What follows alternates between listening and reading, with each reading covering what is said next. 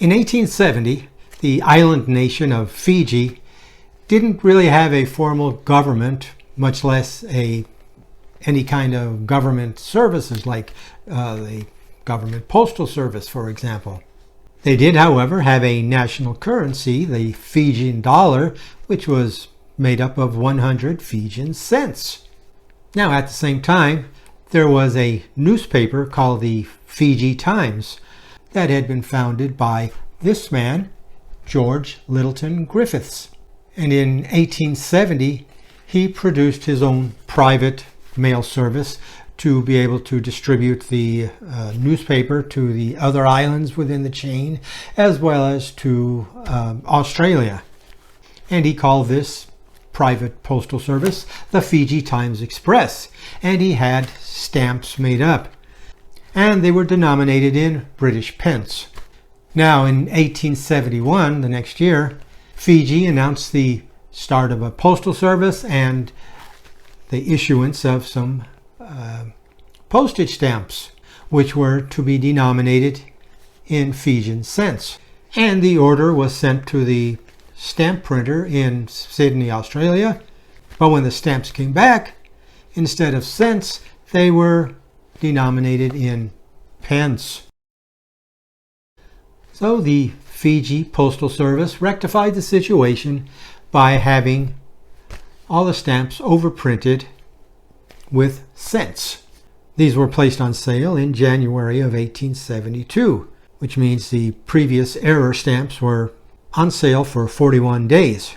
So now that everything's hunky-dory, everything's hunky-dory, right? Wrong. Because 2 years later, actually closer to 3 years, but in the second year following, in 1874, Britain annexed Fiji. And Fiji dropped their Fijian dollar and adopted the British sterling currency.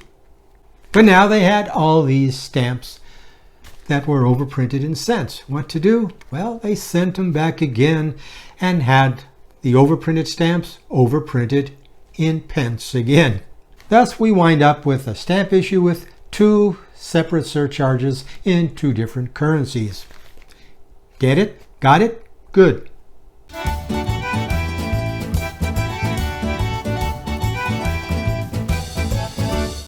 In 1893, everyone's familiar with the fact that the United States issued a set of stamps commemorating the 400th anniversary of Columbus landing in America. And a 3-cent stamp in that long set depicts Columbus's flagship, the Santa Maria. 4 years later, in 1897, Newfoundland issued a stamp celebrating the 400th anniversary of the discovery of Newfie by John Cabot. And one of the stamps in that set depicts Cabot's ship, the Matthew, which bears a striking resemblance to the Santa Maria of Columbus. And in 1936, Costa Rica issued a stamp commemorating the 1502 landing of Columbus on the Isle of Cocos. And as you can see, that ship hasn't moved since 1893. The thing is, nobody knows what this ship is. It's just a stock die created by the American Banknote Company, who produced all three of these stamps. If you need a sailing ship, just pull out the Santa Maria Matthew die. Incidentally, on the Costa Rica stamp, on the left side of the stamp, that portion of the design is taken from the 4-cent Colombian.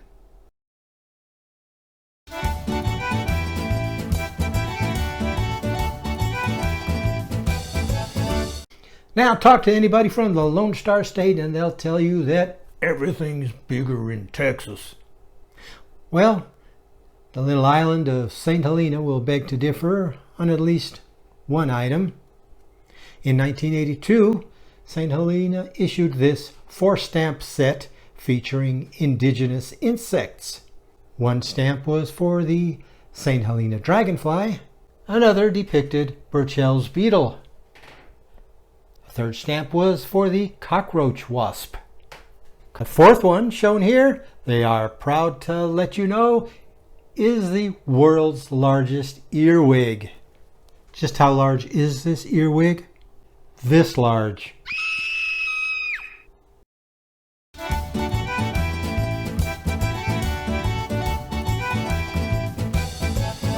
Most of you are familiar with joint issues.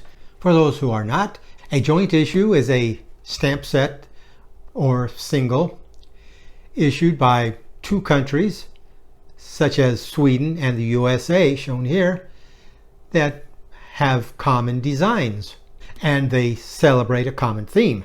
In this case, it's 200 years of the Treaty of Amity and Friendship between the USA and Sweden. Now, one thing that all joint issues have in common is that although the designs are the same, they are still separate stamps. The US stamp is engraved USA and is denominated in US currency. The Swedish stamp is engraved with that country's name and currency. There has been one exception to this rule, though, in the history of the universe. That happened in 1965 when Romania and Yugoslavia produced a joint issue marking the start of the construction of the Iron Gate hydroelectric plant and dam. Here is the set from Romania. And here is the set issued by Yugoslavia. Not only do the stamps have the same design, but they have both countries' names inscribed on them and both countries' currencies. And the stamps were valid for use in both countries. Now, each country also issued a companion souvenir sheet for the stamp set consisting of 4 stamps. However, on the souvenir sheet, 2 of the stamps were strictly for Yugoslavia and 2 were strictly for Romania, with just a single country and currency showing on their stamps. So that wraps up another installment of Philatelic Tidbits. I hope you enjoyed these fun little facts.